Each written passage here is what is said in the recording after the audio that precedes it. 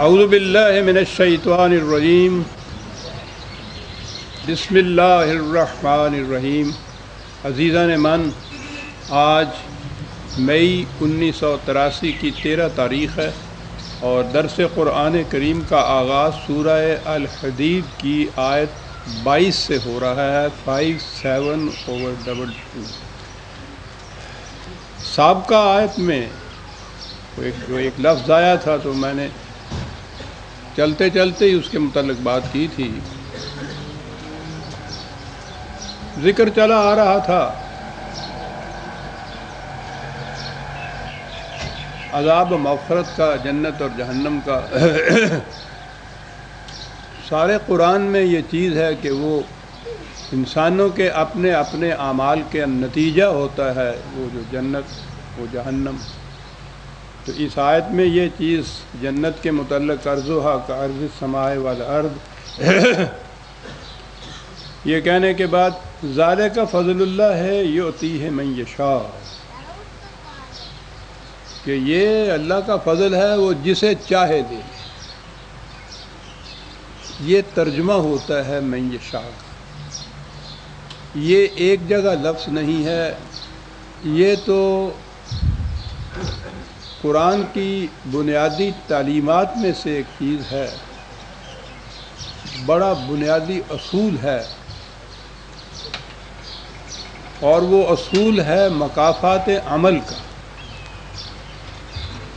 ہر شخص کو اس کے عمل کا نتیجہ ملے گا۔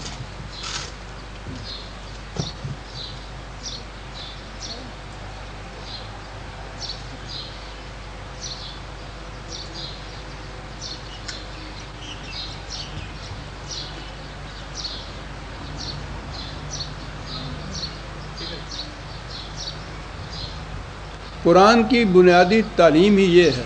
قرآن کی کیا، یہ سارا سلسلہ رشد و ہدایت جو شروع کیا خدا نے، انسانوں کو پیدا کیا، اس کے بعد اپنی طرف سے ہدایات نازل کی، سلسلہ انبیاء کرام نازل کیا، کشمکش حق و باطل ہوئی، یہ سارا اس لیے،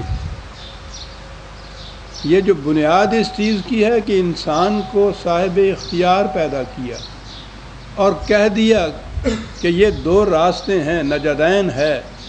ہم نے بتا دیا کہ یہ راستہ صحیح منزل کی طرف لے جائے گا، یہ غلط منزل کی طرف لے جائے گا، اور اس کے بعد اسے چھوڑ دیا کہ جون سا راستہ تم چاہتے ہو اختیار کر لو، یہ تو تمہارے اختیار میں ہے، جون سا جی چاہے راستہ اختیار کرو۔ اگلی بات تمہارے اختیار میں نہیں کہ راستہ تو غلط اختیار کرو اور پہنچ جاؤ صحیح منزل پر۔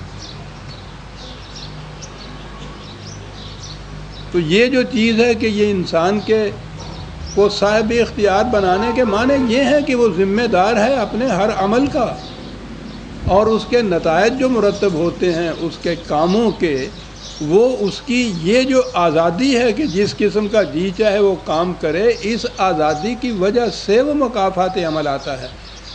اگر وہ مجبور ہو، وہ خود اپنی ارادے سے اختیار سے کچھ کر ہی نہیں سکتا، کوئی اور اس سے کرا رہا ہے، تو اس کو آپ ذمہ دار قرار ہی نہیں دے سکتے، سوا ہی نہیں، نہ اس کو سزا مل سکتی ہے نہ اس کی جزا مل سکتی ہے۔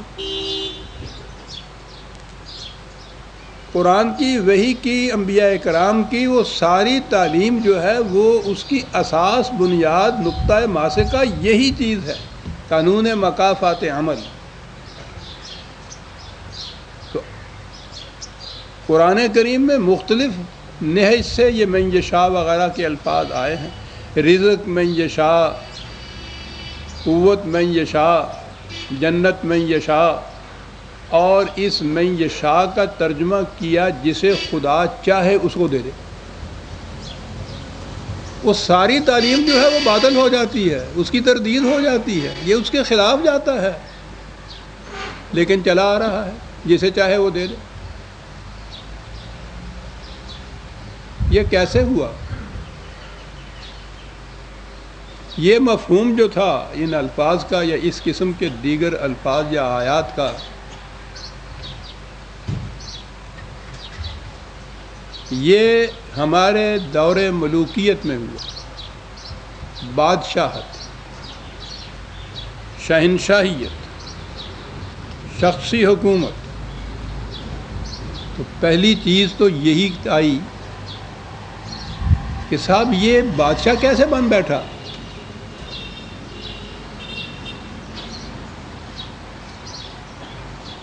لوگ بہرحال مسلمان تھے، وہ اس کا اطمینان چاہتے تھے۔ اطمینان یہ مذہب کے نام پہ ہی کر سکتے تھے ان کا، کیونکہ مذہب پرست قوم تھی۔ عقیدہ یہ وضع کیا گیا کہ یہ سب کچھ خدا کے ہاں پہلے سے طے شدہ ہوتا ہے، اور یہ اس کو خدا دیتا ہے جس کو دیتا ہے۔ سلطنت بھی جس کو چاہتا ہے دیتا ہے، جس سے چاہتا ہے چھین لیتا ہے۔ دولت جس کو چاہتا ہے دیتا ہے، جسے چاہے غریب بنا دیتا ہے، جسے چاہے محتاج کر دیتا ہے، جسے چاہے ککھوں لکھی بنا دیتا ہے، جنہوں کہندے ہو تسی، جسے چاہتا ہے۔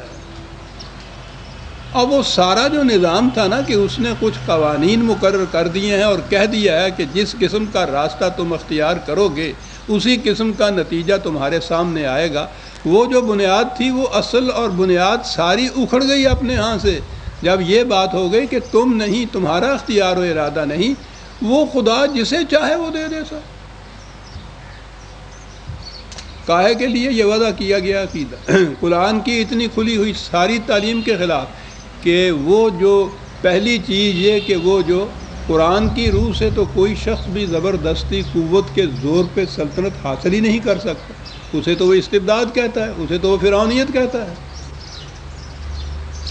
اب یہ جو حاصل کی اس طرح سے، اس کے لیے شرعی یا مذہبی جسٹیفیکیشن کس طرح سے ہو، وہ آگے یہ حضرات حامان کا جنود عقیدہ وضع کر دیا کہ یہ انہوں نے نہیں زبردستی لی، یہ تو خدا دیتا ہے جس کو چاہے وہ دے دے۔ ان کے خلاف حرف شکایت زبان پر لانا خدا کے خلاف شکایت ہو جائے گی، اور خدا کے خلاف شکایت کرنے والا بندہ پھر پوچھو نہیں اس کا کیا اثر ہو جائے گا۔ یہ کہنا یہ بنیاد بن گئی عقیدے کی کہ یہ سب کچھ خدا کی طرف سے ہوتا ہے، انسان کا اس میں کوئی اختیار نہیں ہوتا۔ آپ غور فرمائیے کہ اس ایک چیز نے کہ وہ انہوں نے ملوکیت یا بادشاہت استبداد اور قوت کے زور پہ حاصل کی تھی، اس کے بعد پھر آپ کا مذہب کیا سے کیا ہوتا چلا گیا۔ پہلی چیز تو یہ ہو گئی۔